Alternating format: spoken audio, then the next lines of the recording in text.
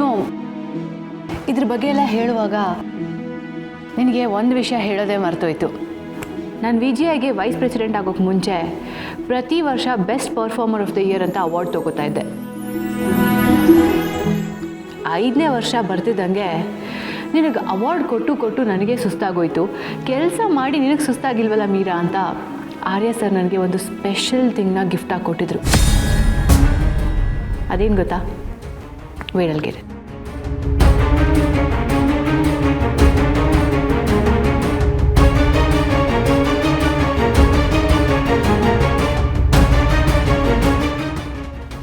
ಈ ತಾಜ್ ಮಹಲ್. ಅನು Taj ಮಹಲನ್ನು symbol of love ಅಂತ ಕರೀತಾರೆ. ನನಗೆ ಲವ್ ಸಿಂಬಲ್ ಸಿಕ್ಕದೆ ಹೊರತು ಲವ್ ಸಿಗಲೇ ಇಲ್ಲ. ನನ್ನಷ್ಟು ಅನ್ಲಕ್ಕಿ ಹುಡುಗಿನ ನೀನು ಇದುವರೆಗೂ ಮೀಟ್ ಮಾಡಿದ್ಯಾ ಅನು?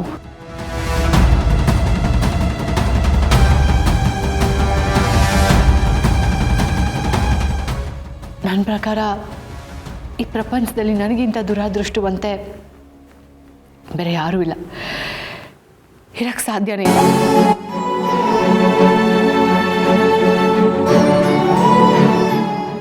ಅನು ಪ್ಲೀಸ್ ಟೀ ಕುಡಿ, ಆರೋಗುತ್ತೆ.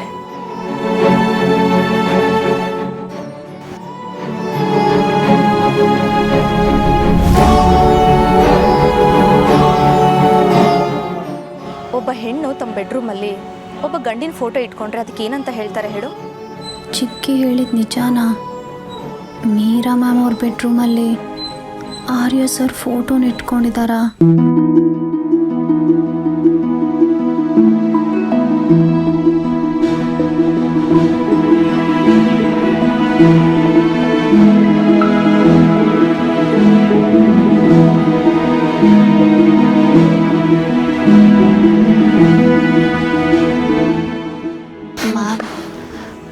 ನಾನು ಡ್ರೆಸ್ ಚೇಂಜ್ ಮಾಡಲಾ?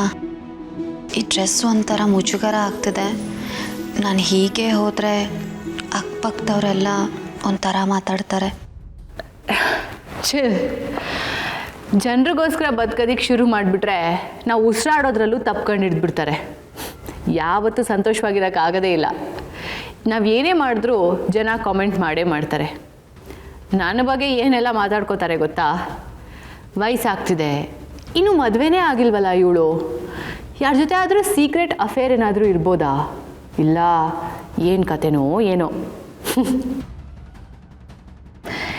ಈ ಥರ ಎಲ್ಲ ಮಾತಾಡೋರ ಬಗ್ಗೆ ತಲೆ ಕೆಡಿಸ್ಕೊಳ್ತಾ ಹೋದರೆ ನಾನು ನಾಳೆಯಿಂದ ಹೊಸಲು ದಾಟಿ ಹೊರಗಡೆ ಹೋಗೋಕ್ಕೂ ಆಗಲ್ಲ ಅಲ್ವಾ?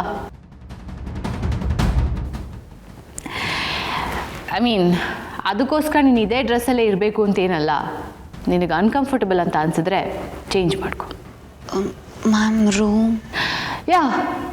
ಯಾವ ರೂಮಲ್ಲಿ ಬೇಕಾದರೂ ಚೇಂಜ್ ಮಾಡ್ಕೊ. You can use my bedroom as well. It's over there.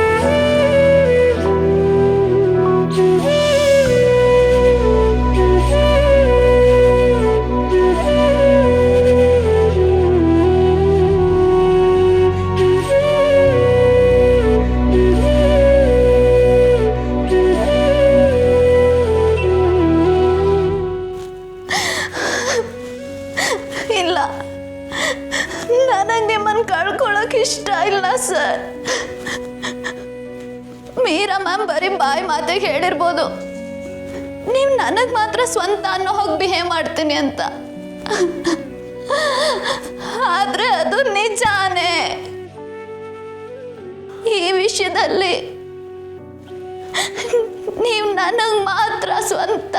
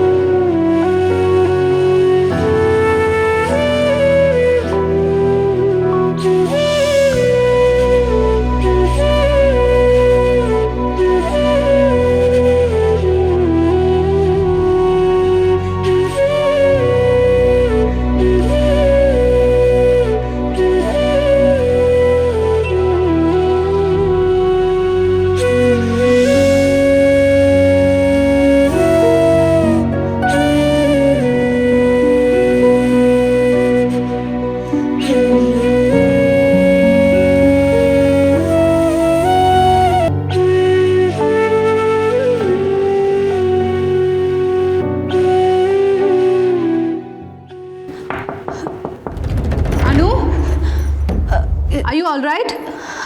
Yes, ma'am. ಇಷ್ಟೊತ್ತಾ? Any problem? No, ma'am.